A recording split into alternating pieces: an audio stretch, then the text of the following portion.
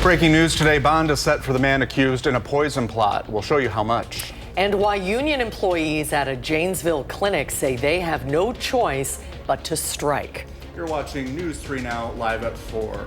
Good afternoon, everyone. Thanks for having us in. We have a lot to get to today. Welcome back. First of all, Hello. Good to have you back, and happy July, everybody. We'll get to those stories in just a minute, but first, let's start with the weather. Meteorologist Blaze Keller is out on the patio. Very nice summer afternoon out there, Blaze. It really is. Plenty of sunshine, a lot more compared to yesterday as we were expecting. Not as humid. The winds could be a little bit more breezy, but again, it is just a very nice Tuesday. Temperatures are in those low to mid 80s. We are looking ahead to Wednesday. Not only is it the middle of the week, obviously we also have concerts on the square, and we are once again underneath the chance for an isolated severe thunderstorm. Let's take future track ahead to about noon on Wednesday onwards. A few showers here and there can't be ruled out, but it does look like as we get closer to the start of the concert on Wednesday, it looks like those rain chances will really break up across the Dane County area. More of that rain has been consistently hugging the Lake Michigan shoreline, and I think that's where it's going to stay throughout most of Wednesday. And then as we go overnight into Thursday, the last of the rain really wraps on up. So that is some good news. We're obviously going to continue to look at those rain chances throughout the rest of the afternoon and tomorrow morning for Wednesday. We are looking at a very nice night, low to mid 60s underneath mostly clear conditions. We'll take a look at what early signs are showing for the 4th of July in the full forecast. All right, Blaze, thank you. Now to continuing coverage of a poison plot. The two suspects, Paul Van Dyne and Andrea Whitaker, are in court this week. Up first, Van Dyne. While both are charged in Rock and Dane counties, he's in court today in Rock County. And that's where we find our Ellie La Liberté, who has some breaking news for us. Ellie? Now, Brady, Susan, we learned moments ago that Van Dyne is a bail of $37.5 million in Rock County. Now, today we heard from the victim and her mother of this alleged poison plot. 26-year-old Amanda Bade willingly identified herself in court today. She says she spent 38 days in the hospital, partially paralyzed and losing her hair.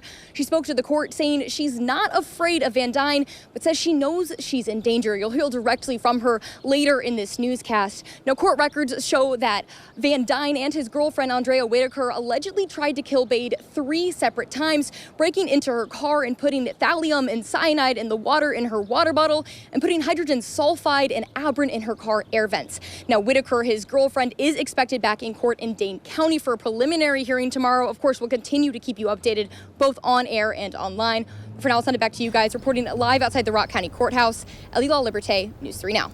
Thank you, Ellie. And News 3 Now will be covering this case as it unfolds in court. You can receive live breaking news updates directly to your phone with the free Channel 3000 mobile app.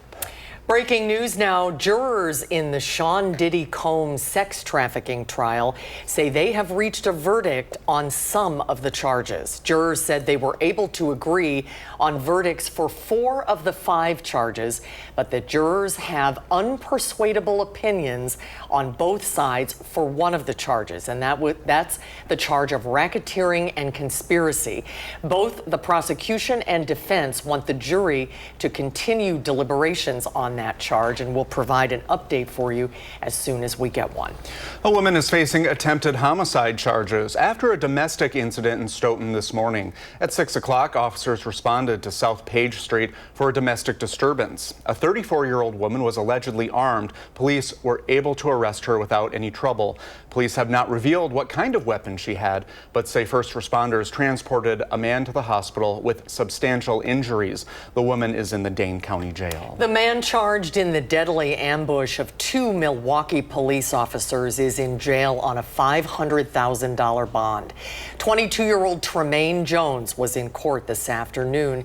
He's charged with first-degree intentional homicide, attempted first-degree homicide, and first-degree recklessly endangering safety. He's scheduled to return to court on July 9th. Now, those charges stem from a shooting last Thursday. Police say someone called the police to lure officers in order to fire on them.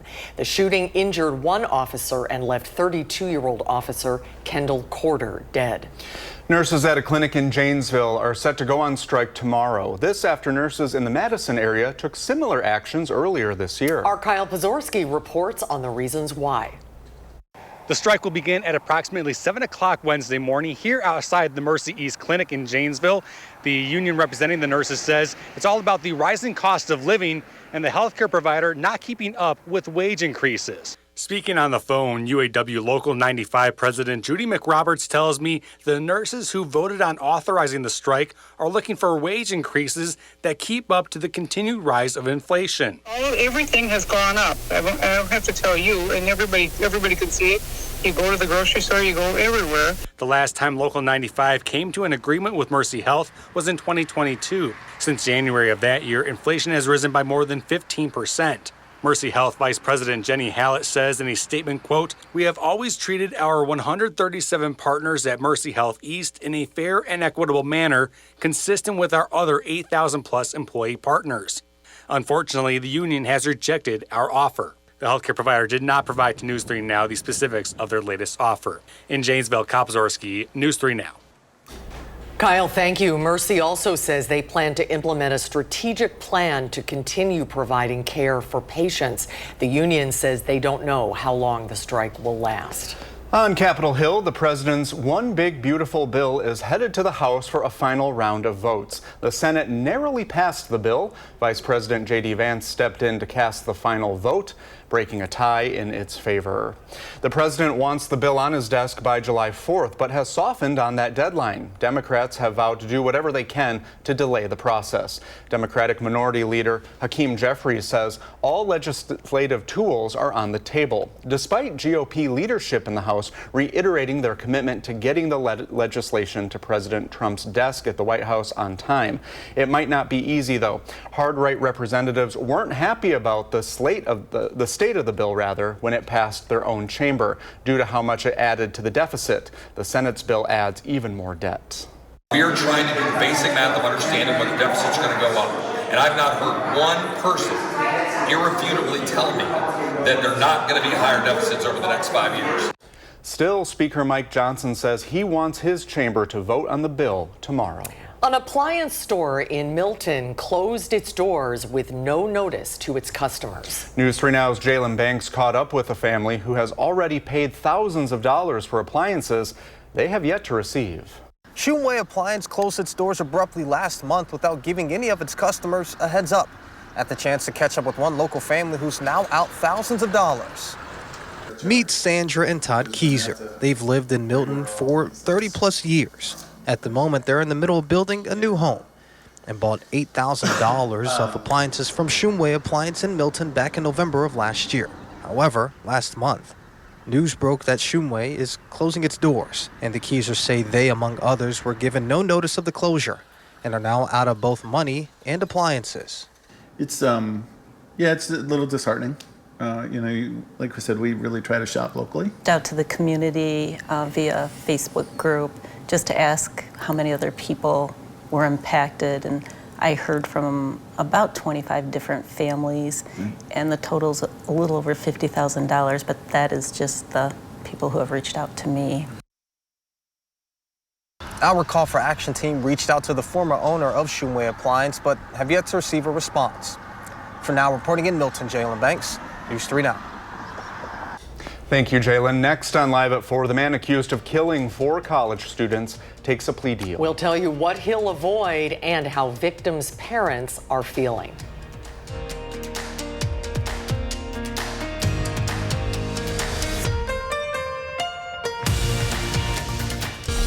I can't believe it's already July 1st. And the 4th of July is already upon us. I'm with you. I know. Time is flying so fast, and the weather is what everybody wants to know what it's going to be like. Yep, we've been looking at it here at News 3 Now for the last couple of days, to say the least. As soon as it popped up on our extended forecast, I think all of our attention has been on the 4th of July. And it continues to look as though we are going to be staying on the drier side. In the days leading up to even this past weekend, I've been mentioning I want to see consistent consistency in what the models are showing, which is this drying pattern. Now, they do continue to bring some rain into the morning hours on Friday, which we were kind of expecting. Thursday into Friday, we could see some rain. Southwesterly winds take on over, and that's going to bump our temperatures up and clear out some of that cloud cover by the time we go into the early to mid-afternoon. And models consistently have been showing this dry, warm day. They first picked up on the warm temperatures, and then they scaled back on the rain chances, which is kind of twofold, because if we get really, really hot, we really push that rain chance further and further back into the daytime hours. So as we go into the late afternoon, early evening, through about the time, this is now midnight going into that following Saturday, we're just going to watch as cloud cover starts to increase.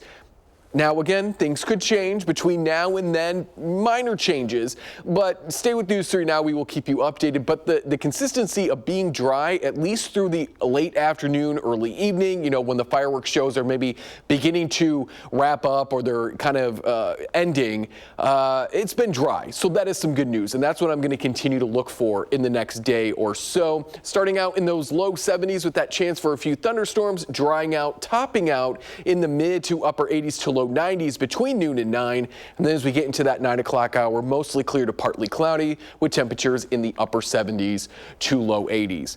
4th of July climatology for the Madison area. There has never been snow on the 4th of July, so that was a really easy stat to find. The rainiest 4th of July was back, speaking of rain, in 1994 when we picked up nearly an inch and a half in a day. The coldest high temperature was 60 degrees. That was back in 1967, but the hottest was back in 2012 at 102 degrees. That was also the last year we got into those low triple digits.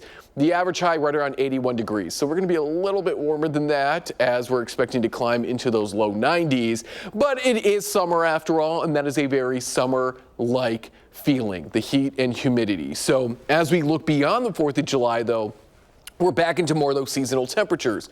The low 80s, right around 82 degrees is where we should be. So we'll be back there more or less as we go into that first full week of July.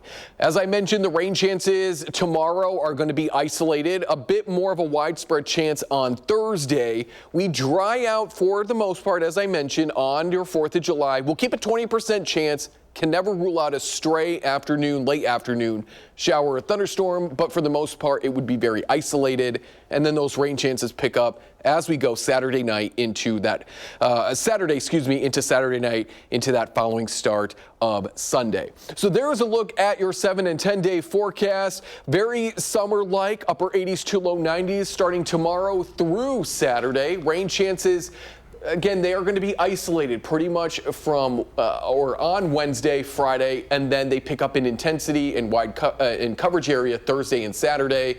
Could still feel or see a few showers here and there Sunday and Monday of next week, but for the most part, after the Saturday heat moves on out of here, we should stay pretty seasonal with pretty dry conditions, partly to mostly sunny as we look ahead to next week. Thank you, Blaze. The man who killed 4 college students in Idaho 3 years ago will avoid the death penalty. 30-year-old Brian Koberger pleaded guilty. The students were found stabbed to death at an off-campus home in Moscow. Koberger was arrested several weeks later in Pennsylvania and extradited to Idaho. DNA evidence linked him to a knife sheath found at the crime scene. Some victims' families welcome the news of the deal, but others never wanted one to begin with. If you get a quick death sentence, and you don't have to spend decades thinking about how terrible you made the world. You see all these people there to protect him, and no one was there to protect your daughter. There are still a few legal steps left. In the state of Idaho, a judge does have the authority to reject a plea deal, but that's very rare. A judge has blocked the Department of Health and Human Services from implementing mass layoffs and overhauling some of its sub-agencies. The Rhode Island judge said there was no rational basis for doing so, and that the Trump administration's reorganization plan would have devastating consequences across the country. The lawsuit was brought by 19 attorneys general, including Wisconsin's Josh Kaul. It's not clear whether this ruling will have to follow the Supreme Court's ruling, which diluted the power of injunctions by federal judges. Happening today, Wisconsin Supreme Court Justice Jill Karofsky officially begins her 2-year term as Chief Justice. She's been serving on the court since 2020. Earlier this year, other justices chose her to take on the lead role. She's taking over for outgoing Justice Ann Walsh Bradley, whose term is over at the end of this month.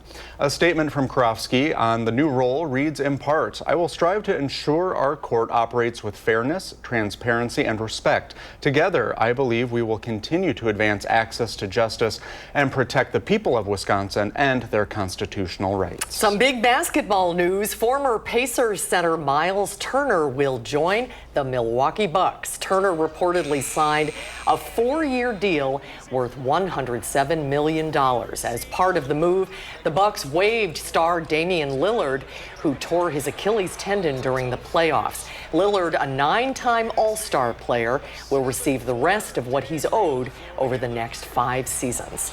People who shopped at GameStop within the past 5 years may be entitled to some money. GameStop will pay $4.5 million to settle a lawsuit. Plaintiffs claimed GameStop violated the Video Privacy Protection Act when it shared sensitive information with Facebook through Metapixel. As part of the settlement, GameStop admits no fault. Check your eligibility and submit a claim at the lawsuit's website, GameStopVPPAsettlement.com. You can choose to get $5 or a voucher. Coming up on Live at 4, a fascinating story that's been followed by Madisonians for 5 decades. Columnist Doug Moe chronicles the alleged meeting of a Canadian journalist and the man still on the run for the Sterling Hall bombing. Yeah, Doug joins us live when Live at 4 returns. On the morning of August 24th, 1970, UW-Madison's Sterling Hall was bombed, a shocking culmination of dissent over the Vietnam War. That bombing killed a young researcher, Robert Fasnacht, and injured several others. One of the suspects, Leo Burt, has evaded capture for 55 years, but a Canadian journalist believes he's met and spoken with Burt.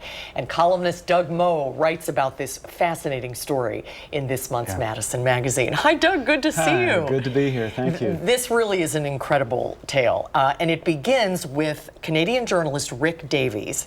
Tell us a little bit about who he is and how you crossed paths with him.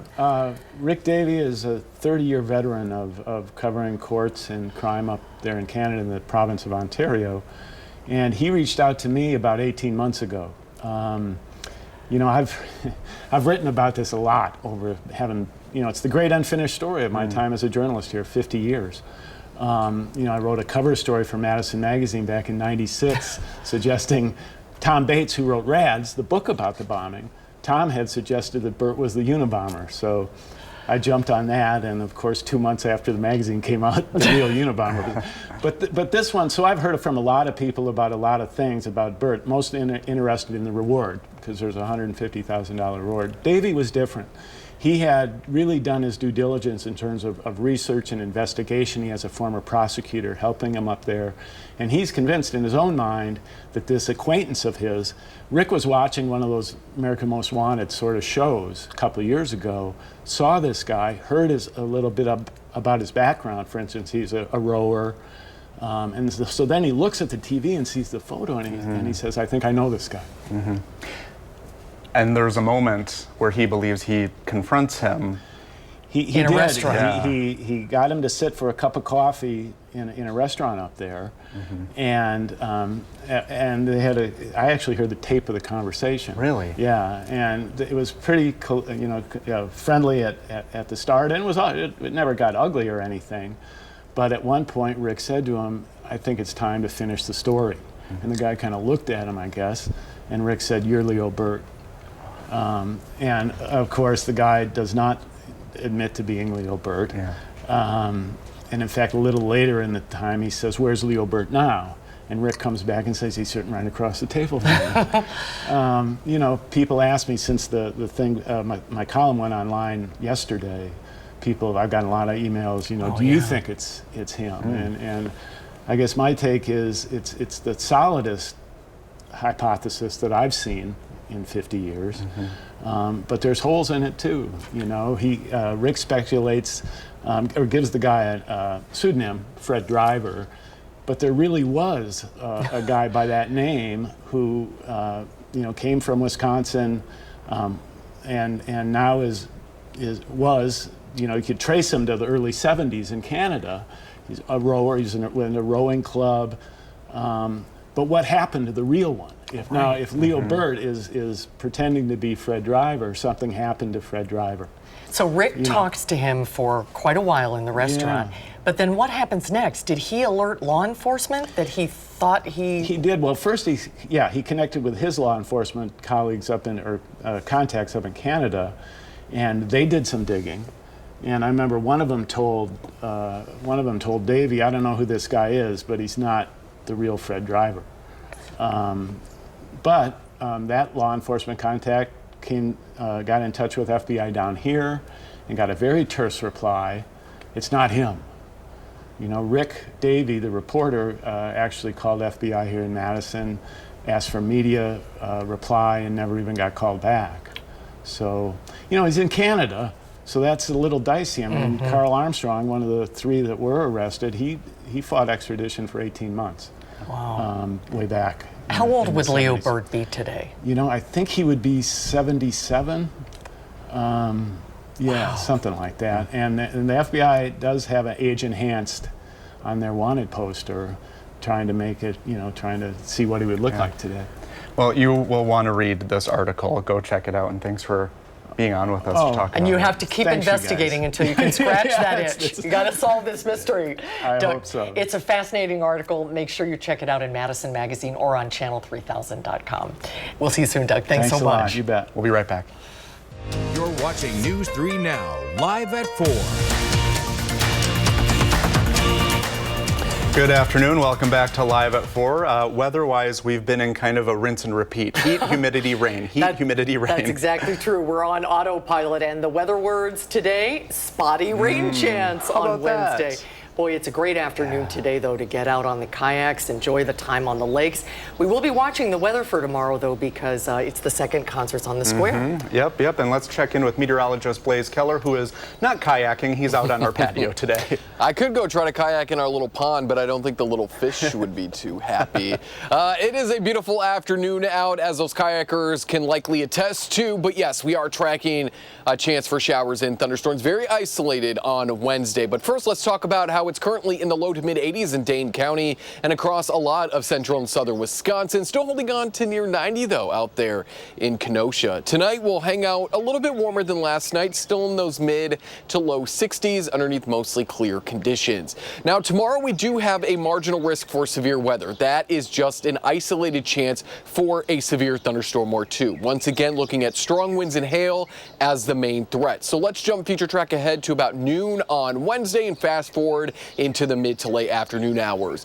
Most of that rain activity has been consistently showing up near the Fond du Lac area, and I think that's primarily where it's going to stay tomorrow. A shower or two maybe moves into Dane County, but much like last Wednesday, it kind of falls apart right around the time that the concert on the square begins, and we'll keep our fingers crossed that happens tomorrow as well. We'll take a look at what 4th of July has in store for us and take a look at how the first half of the year is shaped up for the Madison area now that it's July in the full forecast. All right, Blaze, thank you. The man accused in a plot to poison women in Dane and Rock counties received his bond today. Paul Van Dyne received a $37.5 million bond for 3 counts of attempted first-degree homicide, aggravated battery, recklessly endangering safety, and stalking. Ellie LaLiberte was at his initial appearance in Rock County today and joins us live with what happened in court. Ellie? Brady, Susan, we heard emotional statements from the victim of this alleged poison plot and her mother in court today. 26-year-old Amanda Bade willingly identified herself, saying she spent 38 days in the hospital, partially paralyzed and losing her hair. Now, according to court records, Van Dyne and his girlfriend, Andrea Whitaker, allegedly tried to kill Bade 3 different times using various poisons. But Bade in court today saying she doesn't want to live in fear. He meticulously planted death all around me, and he inadvertently poisoned several members of my family, including my middle school-aged sister, in his path to me.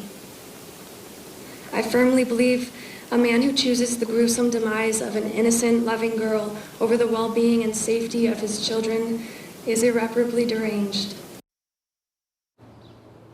Now, Bade also says that she knew Van Dyne when he met Whitaker and saw how that relationship changed him. You can hear more directly from her tonight on News 3 Now at 6. But for now, I'll send it back to you guys.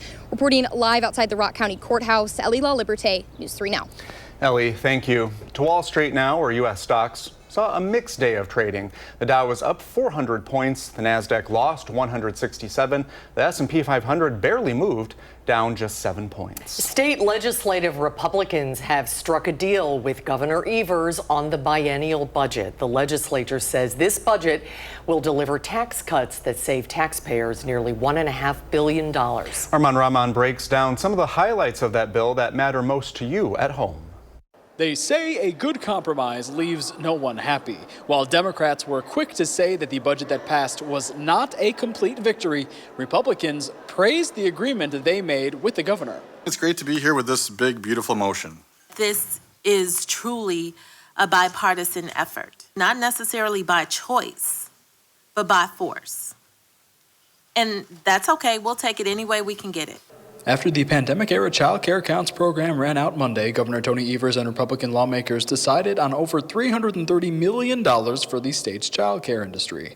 They also called for more than $256 million for the University of Wisconsin System's operations over the next 2 years. This budget is not as bad as it was. It's not as bad as it could have been, but it is not good, and we should not be taking a victory lap on it because our kids deserve better, our state deserves better, all of us deserve better.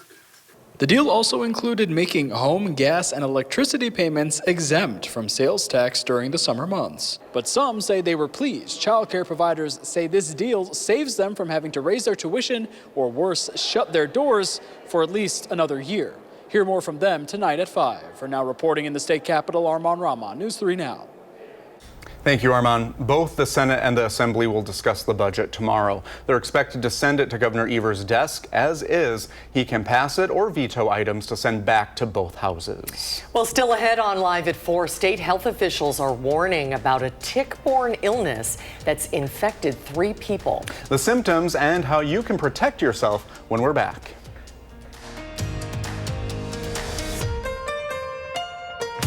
Well, it is July. Today is July 1st, but as of June, there are 3 known cases of something called Powassan virus in Wisconsin. The tick-borne illness sent 3 people to the hospital where 1 person eventually died. In light of the cases, the Wisconsin Department of Health Services is asking people to test for the virus. UW Health's Dr. Jeff Pothoff is here with us today to talk about this. Hello. Hi, Dr. Pothoff. How are you guys doing? Yeah. It's always scary to think about the damage a small tick can do. And what are the symptoms of this virus? Yeah, so Powassan, for most people, they'll probably never know they had it. So you probably develop some nausea, some vomiting, maybe low-grade fever, feel kind of tired, just like almost anything else that's out there.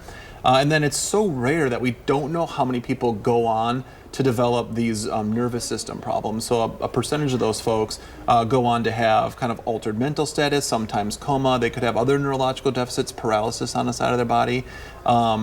Exceedingly rare, like 260 cases in the U.S. since like 2003, but seems to be becoming more common. And the epicenter, or the hotspot, is Wisconsin and Minnesota. I have never heard of this virus. Has this been on the medical world's radar for a while? Yeah, there's a whole bunch of these like tick-borne viruses that are exceedingly rare. So usually if someone were to come and present and we were worried about this, we first worry about like normal meningitis, which in of itself is not that common, but we can treat that with antibiotics. There's another form with herpes zoster virus that we would initially start to think about. We can treat that with an antiviral. But then let's say someone's still confused, they're admitted to the hospital, we can't quite figure out what's going on. Then you start looking into these rare things, of which Powassan would be one of them. And there's tests you can do to diagnose it. I think what we're hearing from DHS is like, hey, we're kind of seeing some of these cases. If you have this situation where you've got someone who kind of fits the picture but doesn't have the more common things, think about Powassan as one of the things you test for. Yeah, is this any more deadly than any other type of tick illness? Yeah, I would say, so case fatality rates can be up to 10%. I think if you look at individuals who we diagnose it in, it tends to be those who are a little bit older, so like in their 60s. That probably means other individuals, younger folks, have this but never actually go on to develop these CNS symptoms or just kind of get better. But it can be a problem. Now the issue is there's no magic medicine for this. It's just supportive. There isn't an antiviral that works. There's not an antibiotic that works. We just try to support these people through what is kind of inflammation of the brain that can sometimes happen. And it becomes sort of chronic like Lyme disease? It can, or a lot of people I think will typically recover. So if you're going to recover, you'll likely make a fairly full recovery, but some people, just like with meningitis, they might have some persistent neurological deficits even after they recover. Yeah, so this is, I mean, always check for ticks this time of year when you're done being outside. Preventative measures. Yeah, for sure. You want to wear, those lighter colored clothing, wear tick prevention, whether it's DEET-based formulas or treat your clothes with like a permethrin or something like that. Ticks are kind of nasty. Like, they're small, they're really difficult to catch, and occasionally they carry some of these diseases that are just kind of a bugger to deal with. Yeah. So when do you know if you're having symptoms, when to go to the doctor? Yeah, I think, at the point where you're, and maybe other people notice this, you're becoming confused or things are not quite right, that's usually when, family member drags you in and says, hey, this isn't looking good, what's going on? And then basically your healthcare provider takes it from there. Yeah. Okay. Well, very something interesting. to think about. Yeah, for sure. Thank you, Dr. Potoff. Thanks, Dr. Potoff. Good to see you. Coming up on Live at 4, Blaze returns with the full forecast. Plus, how much 4th of July celebrations could cost you this year.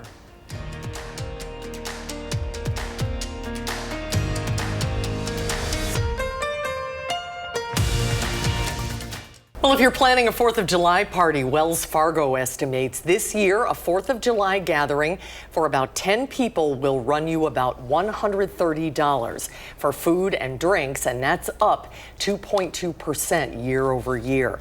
Ground beef prices hit a record high in May. That's in part due to a short supply. Ranchers have been dealing with drought, high grain prices, and inflation, forcing many of them to reduce the size of their herds. But high demand is also driving that bigger price tag. There are multiple fireworks shows around the Madison area that you can take your family to. Everything kicks off tomorrow in Verona. The show starts at 9:30 at Hometown USA Community Park. The shows end in Whitewater at Cravath Lakefront Park. News 3 Now has compiled a complete list of every show in between. You can find it all on channel3000.com. And because of the holiday, there will be some changes to regular services in Madison. There will be no trash pickup, no recycling, brush, or large item collection on Friday. All Streets Division drop-off sites and offices will be closed as well. So if you normally have your trash picked up on Friday, you want to put your card out for collection by 6:30 Monday morning. There are also some reduced bus services. Routes 81 through 84 will not operate on Friday, and all standing paratransit services are also canceled. And here's hoping the weather cooperates for all these outdoor festivities. Here's a look at our first warn forecast with meteorologist Blaze Keller. And we'll get to the 4th of July forecast in just a moment. Want to touch on the first half of 2025 for the Madison area. Our average temperature is just about 42.6 degrees. Last year, it was 46.3 degrees. So we were a whole 4 or so degrees warmer from the start of the year through the start of July last year than this year. But our temperature, at least our hottest high temperature, is warmer than what we had experienced through this point last year. That was 92 degrees. This year, our hottest high temperature was 93. Our coldest low temperature was negative 13 degrees, and that beats out last year's cold temperature, which was negative 11 degrees. In terms of rain, it has been, at least compared to last year, a somewhat drier year. We had over 24.5 inches of rain from the start of the year through today's date last year. This year, we're barely getting into that 17 inches for our total rainfall this year. So we could stand to get a little bit more, at least compared to last year, but certainly this past June, we have a surplus of rain. The most rain we had in one day was back there in late June at nearly 2.5 inches in one day. That's fairly close to the maximum amount of rain that we received in one day last year, which was about 2.25 inches. So we've had some heavy rain days, and we're going to continue to see the chance for rain as we head into Wednesday, Thursday, your 4th of July, and Saturday for sure, maybe lingering into that following Sunday and Monday. But the good news is the rain chances continue to look mainly in the morning hours on Friday, of course, that being the 4th of July. Those will wrap up and our winds will turn out of the southwest, bumping our temperatures up into the upper 80s to low 90s by the afternoon. And then let's fast forward future track into the midnight hours. So after most of our fireworks shows have wrapped up, we're still sitting underneath quiet conditions, albeit cloudy. So those clouds will increase as we go throughout the evening hours. But we'll start off in the low 70s, eventually make our way into the 80s by about noon, upper 80s to low 90s by the mid-afternoon. And that means that we're hanging out in the upper 70s to low 80s by about 9 o'clock. So likely when most of those light shows will either be beginning to wrap up or wrapping up. Now we're looking at a high temperature of about 91 degrees or 90 degrees on the 4th of July, which beats out our average high temperature throughout the years of 81 degrees, but nowhere near that 102 back in 2012, the last time Madison climbed into the triple digits back in 2012. And obviously there has never been snow on the 4th of July. There is a look at your Wednesday forecast. 80s and maybe a few low 90s here and there, but overall a very pleasant day. Showers and thunderstorms popping up as we head into the afternoon. It looks like, at least for now, maybe they'll miss, like last time, the concerts on the square. 91 on Friday, the 4th of July, and that's the last time we'll be in the 90s. It looks like we slip into the upper 80s on Saturday, and then we slip further and stay in the low 80s from Sunday through the end of our following work week. It's Best of Madison has helped determine what our readers think about the best businesses, people, places, and experiences in the Madison area. Voting for the Best of Madison 2025 is closed now, but thousands of you shared your thoughts on what makes Madison what it is. 26,769 people voted in this year's Best of Madison in multiple categories, bringing the total number of votes to 296,332. Madison Magazine will announce the winners in its October issue. Oh, good job, everyone. But there's something else that you can vote for while you're waiting on those results. Do you think your business is the best place to work? Well, now you can let everyone know. Madison Magazine is launching the Best Places to Work program. This is a yearly nomination and staff survey that provides local employers the opportunity to learn more about the engagement and satisfaction of their employees and honor those who deliver an outstanding work experience. Nominations for 2026 Best Places to Work are open now through August 22nd. Best Places to Work winners will be celebrated along with our Best of Madison Business Award winners at Madison Magazine's Best of Business annual luncheon in February. Something to look forward to. Yes, lots to vote for. We vote for this weather today. Yes. Very nice. You guys are going to have to tell me when to wrap. My IFB died, so just give me this. We're looking at pretty nice conditions for the 4th of July, climatologically speaking. We've climbed into the low 100s, but we're going to be sitting right around 91 degrees. After starting out with some showers in the morning, we dry out, and then we become more partly sunny to mostly sunny, upper 80s to low 90s by the mid to late afternoon hours. And it looks like, at least for now, we're continuing to stay on the drier side for the evening when most of those light shows will be going. We are looking at rain chances to stick around through at least Sunday of your 4th of July weekend, and then they taper off and temperatures cool on down into that following work week. All right, thanks, Blaze. We'll be right back. Here's what's coming up tomorrow on Live at 4. We'll have live coverage from Concerts on the Square. It's the second of the 6 concert series of the summer.